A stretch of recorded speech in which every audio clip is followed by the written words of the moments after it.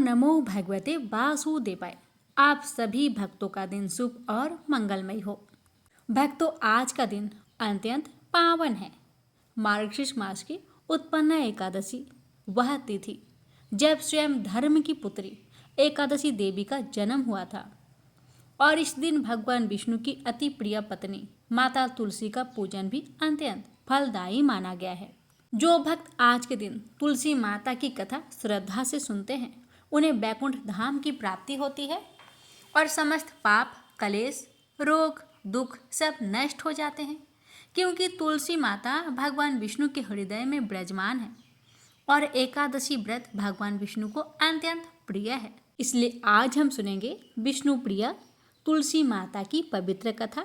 तो भक्तों, तन मन से एकाग्र होकर जुड़ जाइए इस भक्ति रस में। प्रेम से बोलिए जय श्री हरि। तुलसी महारानी की जय। कथा। बहुत समय पहले की बात है। एक गांव में एक बुढ़िया माई रहती थी। उसका जीवन बहुत साधारण था, परंतु उसका मन भक्ति और विश्वास से भरा हुआ था। हर सुबह वह अपने छोटे से आंगन में तुलसी माता की पूजा करती, दीप जलाती और जल अर्पित करती। तो जब वह बुढ़िया माई तुलसी जी को जल देती तो बड़े प्रेम से कहती, हे माँ, हे तुलसी माता, तू सत की दाता, मैं तेरा बिरला सींचती हूँ।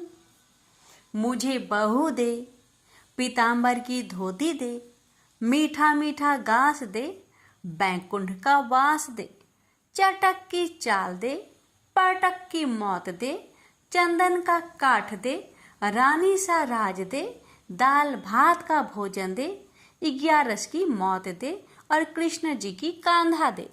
तो बुढ़िया माई रोज एक ही और यही प्रार्थना करती थी।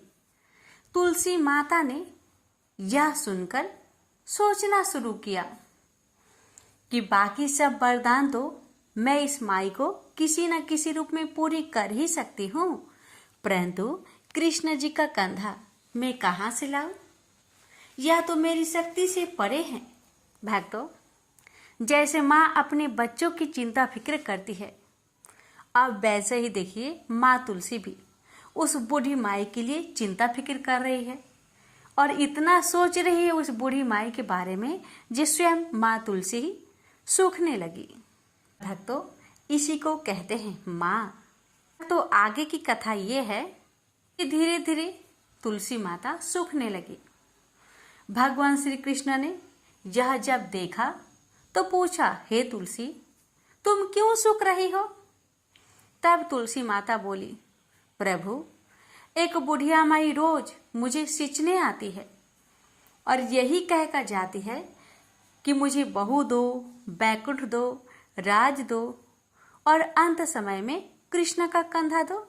बाकी सब तो मैं दे सकती हूँ, पर आपका कंधे का वरदान में कहाँ से दूं? भगवान श्री कृष्ण मुस्कुराए और बोले, हे तुलसी, तू चिंता मत कर। जब बुढ़िया माई का समय आएगा तो मैं स्वयं आकर उसे अपने कंधे का सहारा दे दूंगा। भक्तों, समय इसी तरह बीतता गया। बुढ़िया माई का जीवन धीरे धीरे संध्या की ओर बढ़ा। उसका विश्वास कभी डगमगाया नहीं। वह रोज तुलसी माता से वही एक ही प्रार्थना करती रही। फिर एक दिन पवित्र 11 का दिन आई। बुढ़िया माई ने उसी दिन का निश्चय किया कि हे माँ, हे तुलसी माता, मेरा अंत अब 11 के दिन ही हो। यही मेरी सबसे बड़ी इच्छा है कि मेरे प्राण इस पावन दिन में ही निकले और मुझे प्रभु के धाम की प्राप्ति हो। उस दिन भी बुढ़िया ने तुलसी माता को जल चढ़ाया और प्रार्थना की। भक्तों, कुछ ही समय बाद बुढ़िया माई का शरीर शिथिल होने लगा। गांव वाले इकट्ठा हो गए। सबने उसे उठाने का प्रयास किया, पर उसका शरीर बहुत भारी हो गया था। कोई उसे हिला भी न पा रहा था। सब हैरान थे कि आखिर ये क्या रहस्य है? ये बूढ़ी माई इतनी भारी कैसे हो गई? भक्तों, तभी वहां एक 12 बरस का सुंदर बालक आया उसका रूप इतना मोहक था कि सब लोग मंत्रमुग्ध हो गए।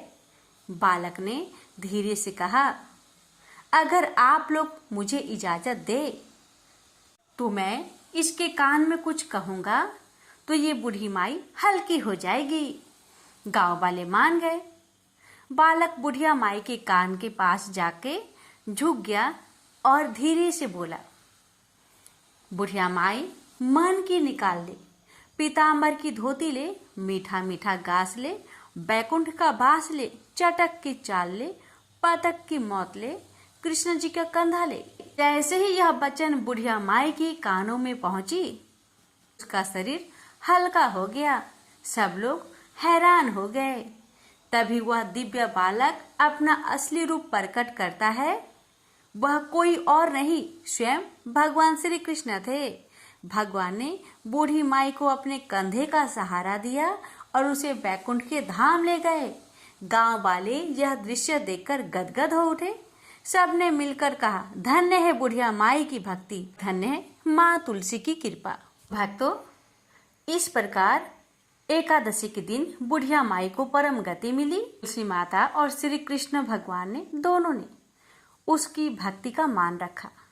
भक्तों, इसलिए कहा गया है, जो सच्चे मन से तुलसी माता की सेवा करता है और एकादशी का व्रत करता है, उसकी सभी इच्छाएं पूरी होती है। जैसे तुलसी माता ने बुढ़िया माई को मुक्ति दी, वैसे ही हम सबको मिले। प्रेम से बोलिए हरे कृष्णा। एक बार देवराज इंद्र देवगुरु बृहस्पति के साथ भगवान शिव का दर्शन करने कैलाश गए। महादेव ने दोनों की परीक्षा लेनी चाहिए, इसलिए रूप बदलकर अवधूत बन गए। उनके शरीर पर कोई वस्त्र न था। उनका शरीर जलती हुई अग्नि के समान धधक रहा था और अत्यंत भयंकर नजर आते थे। अवधूत दोनों के रास्ते में खड़े हो गए। इंद्र ने एक विचित्र पुरुष को रास्ते में खड़े देखा तो चौंके। इंद्र को देवराज होने पर गर्व घेरने लगा। उन्होंने उस भयंकर पुरुष से पूछा, तुम कौन हो? भगवान शिव अभी कैलाश पर विराज रहे हैं या कहीं भ्रमण पर है? मैं उनके दर्शन के लिए आया हूँ। इंद्र ने कई प्रश्न किए, लेकिन वह पुरुष योगियों के समान मौन ही रहे। इंद्र को लगा कि एक साधारण प्राणी उनका अपमान कर रहा है। उनके मन में देवराज होने का अहंकार उपजा, जो क्रोध में बदल गया। इंद्र ने कहा, मेरे बराबर अनुरोध करने पर भी तू कुछ नहीं बोलकर मेरा अपमान कर रहा है। मैं तुझे अभी दंड देता हूँ। ऐसा कहकर इंद्र ने वज्र उठा लिया। भगवान शिव ने वज्र को उसी समय स्तंभित यानी जड़ कर दिया। इंद्र की बाह अकड़ गई। भगवान अवधूत क्रोध से लाल हो गए। बृहस्पति उनके चेहरे पर आई क्रोध की ज्वाला को देखकर समझ गए कि ऐसा प्रचंड स्वरूप महादेव के अतिरिक्त किसी का नहीं हो सकता। बृहस्पति शिव स्तुति गाने लगे। उन्होंने इंद्र को भी महादेव के चरणों में लेटा दिया और बोले, प्रभु, इंद्र आपके चरणों में पड़े हैं, आपके शरणागत है। आपके ललाट से प्रकट अग्नि इन्हें जलाने को बढ़ रही है। हम शरणागतों की रक्षा करें। बृहस्पति ने विनती की, प्रभु, भक्तों पर आपकी सदा कृपा बरसती है। आप भक्त वत्सल और सर्वसम्मत है। आप इस तेज को कहीं और स्थान दे दीजिए ताकि इंद्र के प्राणों की रक्षा हो। भगवान रुद्र ने कहा, बृहस्पति, मैं तुम पर बहुत प्रसन्न हूँ। इंद्र को जीवन दान देने के कारण तुम्हारा एक नाम जीव भी होगा। मेरे तीसरे नेत्र से प्रकट इस अग्नि का ताप देवता सहन नहीं कर सकते, इसलिए मैं इसको बहुत दूर छोड़ूंगा। महादेव ने उस तेज को हाथ में धारण कर समुद्र में फेंक दिया। वहां फेंके जाते ही भगवान शिव का वह तेज तत्काल एक बालक के रूप में परिवर्तित हो गया। सिंधु से उद्भव होने के कारण उसका नाम सिंधु पुत्र जलंधर प्रसिद्ध हुआ। जलंधर जिसका नाम शंखचूड़ भी हुआ, शिव के तेज से उत्पन्न हुआ था। इस कारण परम शक्तियों से संपन्न था। वह देवों से भी ज्यादा शक्तिवान था। वह उस तेज से पैदा हुआ था जो इंद्र को समाप्त करने वाला था। इसलिए असुरों ने उसे अपना राजा बनाया। अवधूत रूप में यह लीला करने के बाद महादेव अंतर्ध्यान हो गए। इंद्र के गर्व का भंजन भी हुआ, भगवान के दर्शन भी हो गए। तुलसी से जुड़ी एक कथा बहुत प्रचलित है। श्रीमद् देवी भागवत पुराण में इनके अवतरण की दिव्य लीला कथा भी बनाई गई है। एक बार शिव ने अपने तेज को समुद्र में फेंक दिया था। उससे एक महातेजस्वी बालक ने जन्म लिया। यह बालक आगे चलकर जालांधर के नाम से पराक्रमी दैत्य राजा बना। इसकी राजधानी का नाम जालांधर नगरी था। दैत्यराज काल नेमि की कन्या वृंदा का विवाह जालंधर से हुआ। जालंधर महाराक्षस था। अपनी सत्ता के मद में चूर उसने माता लक्ष्मी को पाने की कामना से युद्ध किया, परंतु समुद्र से ही उत्पन्न होने के कारण माता लक्ष्मी ने उसे अपने भाई के रूप में स्वीकार किया। वहां से पराजित होकर वह देवी पार्वती को पाने की लालसा से कैलाश पर्वत पर गया। भगवान देवाधिदेव शिव का ही रूप धरकर माता पार्वती के समीप गया, परंतु मां ने अपने योग बल से उसे तुरंत पहचान लिया तथा वहां से अंतर्ध्यान हो गई। देवी पार्वती ने क्रोध होकर सारा वृत्तांत भगवान विष्णु को सुनाया। जालांधर की पत्नी वृंदा अत्यंत पतिव्रता स्त्री थी। उसी के पतिव्रत धर्म की शक्ति से जालांधर ना तो मारा जाता था और ना ही पराजित होता था। इसलिए जालांधर का नाश करने के लिए वृंदा के पतिव्रत धर्म को भंग करना बहुत जरूरी था। इसी कारण भगवान विष्णु ऋषि का भेष धारण कर वन में जा पहुँचे, जहाँ वृंदा अकेली भ्रमण कर रही थी। भगवान के साथ दो मायावी राक्षस भी थे, जिन्हें देखकर वृंदा भयभीत हो गई। ऋषि ने वृंदा के सामने पल में दोनों को भस्म कर दिया। उनकी शक्ति देखकर वृंदा ने कैलाश पर्वत पर महादेव के साथ युद्ध कर रहे अपने पति जालंधर के बारे में पूछा। ऋषि ने अपनी माया जाल से दो बानर प्रकट किए। एक बानर के हाथ में जालंधर का सिर था तथा दूसरे के हाथ में धर। अपने पति की यह दशा देखकर वृंदा मूर्छित होकर गिर पड़ी। होश में आने पर उन्होंने ऋषि रूपी भगवान विष्णु से विनती की कि वह उसके पति को जीवित करे। भगवान ने अपनी माया से पुनः जालंधर का सिर धड़ से जोड़ दिया, परंतु स्वयं भी वह उसी शरीर में प्रवेश कर गए।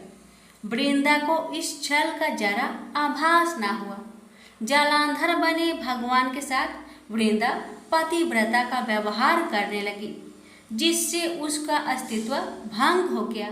ऐसे होते ही वृंदा का पति जालंधर युद्ध में हार गया। इस सारी लीला का जब वृंदा को पता चला तो उसने क्रोध होकर भगवान विष्णु को शीला होने का श्राप दे दिया तथा स्वयं सती हो गई। जहाँ वृंदा भस्म हुई वहाँ तुलसी का पौधा उगा। भगवान विष्णु ने वृंदा से कहा, हे वृंदा, तुम अपने अस्तित्व के कारण मुझे लक्ष्मी से भी अधिक प्रिय हो गई हो। अब तुम तुलसी के रूप में सदा मेरे साथ रहोगी। जो मनुष्य भी मेरे शालिग्राम रूप के साथ तुलसी का विवाह करेगा उसे इस लोक और परलोक में विपुल यश प्राप्त होगा। जिस घर में तुलसी होती है वहाँ यम के दूत भी असमय नहीं जा सकते। गंगा व नर्मदा के जल में स्नान तथा तुलसी का पूजन बराबर माना जाता है। चाहे मनुष्य कितना भी पापी क्यों न हो, मृत्यु के समय जिसके प्राण मंजरी रहित तुलसी और गंगा जल मुख में रखकर निकल जाते हैं वह पापों से मुक्त होकर बैकुंठ धाम को प्राप्त होता है। जो मनुष्य तुलसी व आंवले की छाया में अपने पितरों का श्राद्ध करता है उसके पितर मोक्ष को प्राप्त हो जाते हैं। उसी दैत्य जालंधर की यह भूमि जालंधर नाम से विख्यात है। सती वृंदा का मंदिर मोहल्ला कोट किशनचंद में स्थित है। कहते हैं इस स्थान पर एक प्राचीन गुफा थी जो सीधी हरिद्वार तक जाती थी। प्रेम से बोलिए जय श्री हरि। तुलसी मैया की जय, लक्ष्मी नारायण की जय। तुलसी स्तोत्र का वर्णन। भक्तों, तुलसी माता को भगवान विष्णु की अत्यंत प्रिय पत्नी माना गया है। उनके नाम का स्मरण, पूजन या स्तोत्र का पाठ सुनना दोनों ही अत्यंत पुण्यदायक और मोक्षदायक माना गया है। शास्त्रों में कहा गया है कि तुलसी का दर्शन, स्पर्श, पूजन और स्तोत्र का श्रवण सब पापों को नष्ट कर देता है। जो व्यक्ति श्रद्धा से तुलसी माता का स्तोत्र सुनता या पढ़ता है उसके जीवन के सभी पाप नष्ट हो जाते हैं। तुलसी देवी लक्ष्मी स्वरूपा है। उनके स्तोत्र के श्रवण से घर में सुख, शांति, धन और संतति का वास होता है। तुलसी स्तोत्र सुनने से घर का वातावरण पवित्र होता है और असुर, भूत, प्रेत, दोष आदि दूर रहते हैं। तुलसी माता भगवान विष्णु की प्रिय है, अतः जो उनके स्तोत्र का वर्णन श्रद्धा से सुनता है उसे विष्णु धाम की प्राप्ति होती है।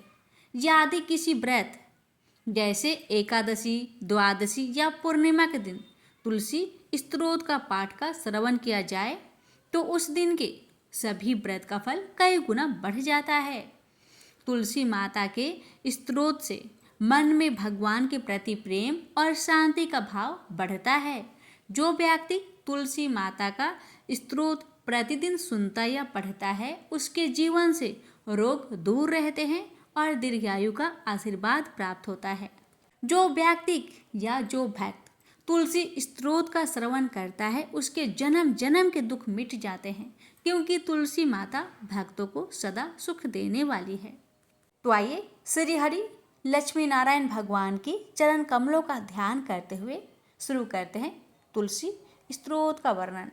भक्तों, तुलसी माता के अद्भुत स्रोत और उनकी महिमा का वर्णन जो पद्म पुराण के उत्तरखंड में व्यास जी और शौनकादिक ऋषियों के संवाद में वर्णित है। जब भगवान शिव, व्यास जी और अन्य ब्रह्मज्ञानी तुलसी माता की महिमा जानना चाहते हैं तब उन्होंने यह स्तोत्र और उसका वर्णन कहा। हे गुरुदेव, हमने आपके मुख से तुलसी के पत्र और पुष्प का शुभ महात्म्य सुना जो भगवान श्री विष्णु को बहुत ही प्रिय है। अब हम लोग तुलसी के पुण्यमयी स्तोत्र का श्रवण करना चाहते हैं। व्यास जी बोले, ब्राह्मणों, पहले स्कंद पुराण में जो कुछ बतला आया हूँ वही यहाँ कहता हूँ।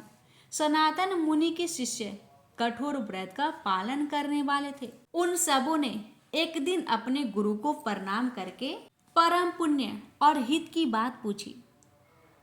शिष्यों ने कहा, हे नाथ, ब्रह्म वेताओं में श्रेष्ठ, आपने पूर्व काल में ब्रह्मा जी के मुख से तुलसी जी के जिस स्तोत्र का श्रवण किया था उसको हम आपसे सुनना चाहते हैं। सनातन नंद जी बोले, शिष्यगण, तुलसी का नाम उच्चारण करने पर असुरों का दर्प दलन करने वाले भगवान विष्णु प्रसन्न होते हैं। मनुष्य के पाप नष्ट हो जाते हैं तथा उसे अक्षय पुण्य की प्राप्ति होती है, जिसके दर्शन मात्र से करोड़ों गौदान का फल होता है।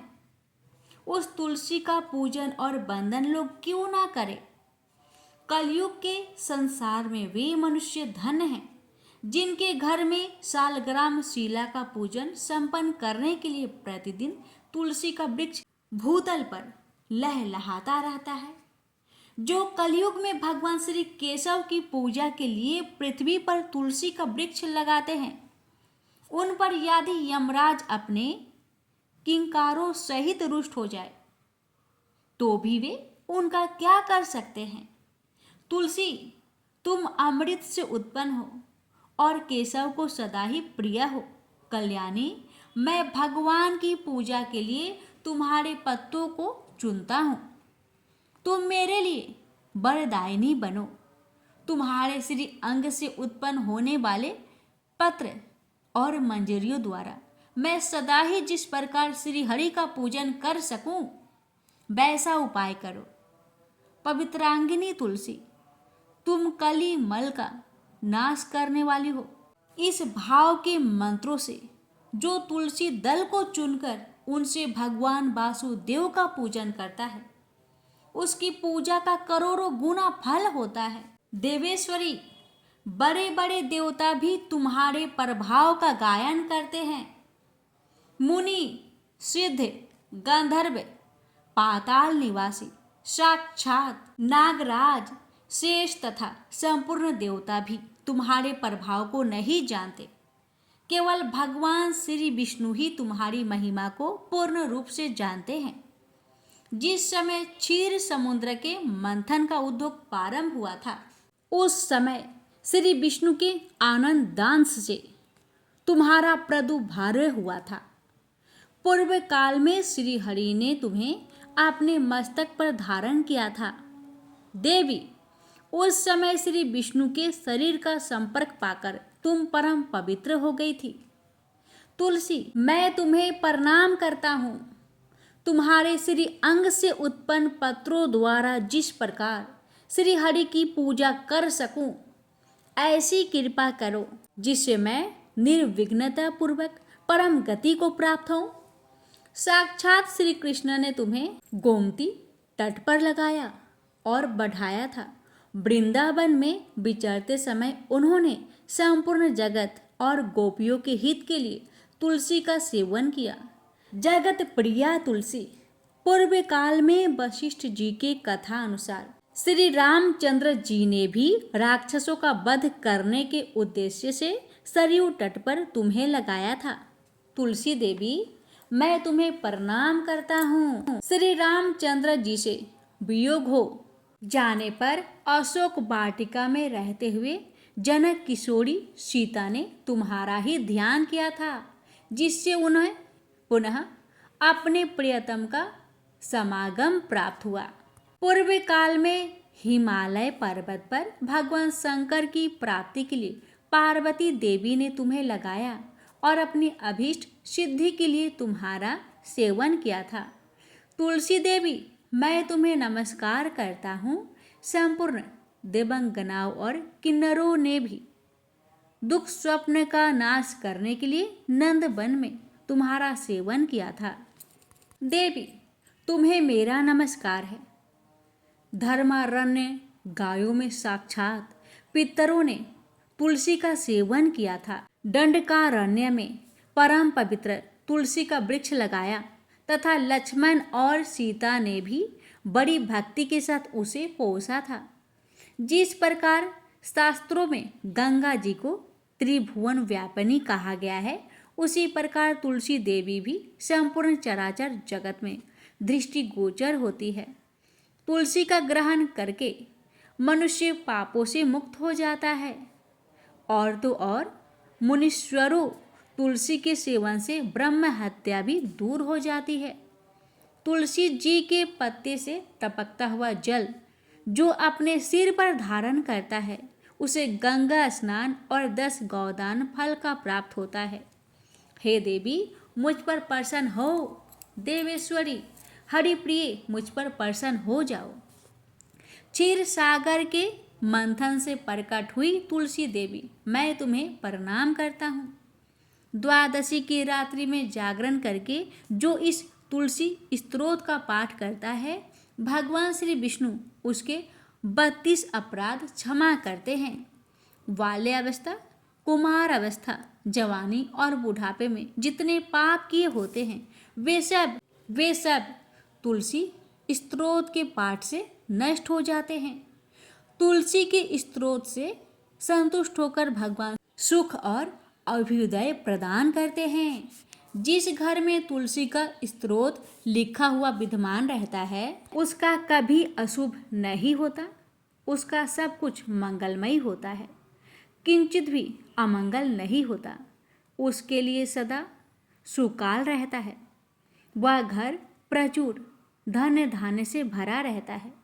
तुलसी स्तोत्र का पाठ करने वाले मनुष्य के हृदय में भगवान श्री विष्णु के प्रति अविचल भक्ति होती है तथा उसका वैष्णवों से कभी वियोग नहीं होता। इतना ही नहीं, उसकी बुद्धि कभी अधर्म में नहीं प्रवृत्त होती। जो द्वादशी की रात्रि में जागरण करके तुलसी स्तोत्र का पाठ करता है, उसे करोड़ों तीर्थों के सेवन का फल प्राप्त होता है। हे भक्तों, जिस श्रद्धा और भक्ति से आपने श्री तुलसी स्तोत्र का पाठ सुना, उसी भक्ति से यदि कोई तुलसी माता की आराधना करता है तो उसे अखंड सौभाग्य, सुख, शांति और विष्णु कृपा प्राप्त होती है। हे तुलसी माता, हमें अपने पवित्र चरणों में स्थान दीजिए, हमारे जीवन से अज्ञान, दोष और दुख को दूर करें। जय तुलसी माता, जय श्री हरि। अब सुनिए तुलसी चालीसा पाठ और आरती। जय जय तुलसी भगवती सत्यवती सुखदानी, नमो नमो हरि प्रियसी श्री वृंदा गुण खानी, श्री हरि शीश विराजिनी देहु अमर बर अम्बे, जनहित है वृंदावनी अब न करहु विलंबे। नमो नमो तुलसी महारानी, महिमा अमित न जाए बखानी, दियो विष्णु तुमको सन्माना, जग में छायो सुयस महाना। विष्णु प्रिया जय जय दी भवानी, ती हो लोक की हो सुखी खानी। भगवत पूजा करे जो कोई, बिना तुम्हारे सफल ना होई। जिन घर ताओ नहीं होई रिवासा, उस घर करे ही विष्णु नहीं वासा। करे सदा जो ताओ नित्य सुमिरन, तेहि के काज होए सभी पूरन। कार्तिक मास महात्म तुम्हारा, ताको जानत सबे संसारा। तव पूजन जो करे कुवारी, पावे सुंदर बर सुके मारी। कर जो पूजा नित्य प्रति नारी, सुख संपत्ति से होए सुखारी। वृद्धा नारी करे जो पूजन, मिले भक्ति होवे पुलकित मन। श्रद्धा से पूजे जो कोई, भाव निधि से तर जावे सोई। कथा भागवत यज्ञ करावे, तुम बिन नहीं सफलता पावे। छायो तबे प्रताप जगे भारी, ध्यावत तुम्हें ही सकल चिति धारी। तुम ही मात्र यंत्रन तंत्रन में, सकल काज सिद्धि होवे क्षण में। सकल काज सिद्धि होवे क्षण में, औषधि रूप आप हो माता। सब जग में तो यश विख्याता। देव ऋषि मुनि और तपेधारी, करत सदा तव जय जयकारी। वेद पुराणन तव यश गाया, महिमा अगमे पार न पाया। नमो नमो जय जय सुखी कारिणी, नमो नमो जय जय दुखी निवारिणी। नमो नमो सुखी संपत्ति देनी, नमो नमो अघ काटन छेनी। नमो नमो भगतन दुख हरिणी, नमो नमो दुष्टन मद छेनी। नमो नमो भव पार उतारनी, नमो नमो परलोक सुधारनी। नमो नमो निज भक्त उबारनी, नमो नमो जन काज सवारनी। नमो नमो जय कुमति नसावनी, नमो नमो सब सुख उपजावनी। जयति जयति जय तुलसी माई, ध्याओ तुमको शीस नवाई। निज जन जनी मोहि अपनाओ, बिगड़े कारज आप बनाओ। करो विनय में मात तुम्हारी, पूरन आशा करहु हमारी। शरण चरण कर जोरी मनाओ, निस दिन तेरे ही गुण में गाओ। करहु मात अब मोह पर दाया, निर्मल होई सकल मम काया। मांगो मात यहाँ पर आप दीजे, सकल मनोरथ पूरन कीजे। जानो नाही कुछ नेम आचारा, क्षम हो मात अपराध हमारा। 12 मास करे जो पूजा, तासम जग में और न दूजा। प्रथम ही गंगा जल मंगावे, फिर सुंदर स्नान करावे। चंदन आछत पुष्प चढ़ावे, धूप दीप नैवेद्य लगावे। करे आचमन गंगा जल से, ध्यान करे हृदय निर्मल से। पाठ करे फिर 40 की, स्तुति करे माते तुलसा की।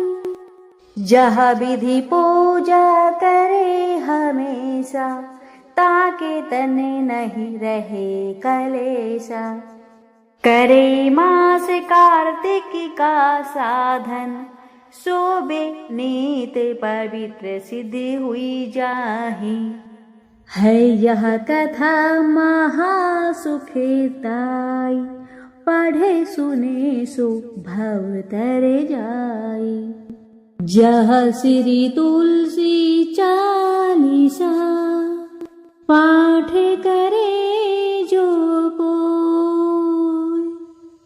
गोविंद सो फल पावही, जो मन की इच्छा हो। अब सुनिए तुलसी माता की आरती। जय जय तुलसी माता, सब जग की सुखदाता। सब योगों के ऊपर, सब रोगों के ऊपर, रज से रक्षा कर भवत्राता। ओम जय तुलसी माता। बटु पुत्री है श्यामा, सुरवल्ली है ग्रामा।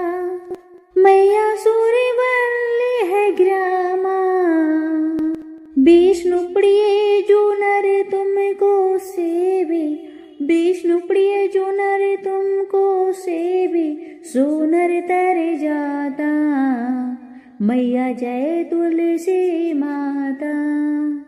हरि के शीश विराजत, त्रिभुवन से हो बंदित, मैया त्रिभुवन से हो बंदित। पतित जनों की तारिणी, पतित जनों की तारिणी, तुम हो विख्याता। जय जय तुलसी माता। लेकर जन्म भी जन्मी आई दिव्य भवन में, मैया आई दिव्य भवन में। मानव लोक तुम्ही से, मानव लोक तुम्ही से सुख संपत्ति पाता। मैया जय तुलसी माता। हरि को तुम अति प्यारी, श्याम वरण सुकुमारी। मैया श्याम वरण सुकुमारी। प्रेम अजब है उनका, प्रेम अजब है उनका, तुमसे कैसा नाता। जय जय तुलसी माता। हमारी विपद हरो तुम, कृपा करो माता। मैया जय जय तुलसी माता। जय जय तुलसी माता। मैया जय जय तुलसी माता। सब जग की सुखदाता, सबकी वर माता। जय जय तुलसी माता। मैया जय जय तुलसी माता।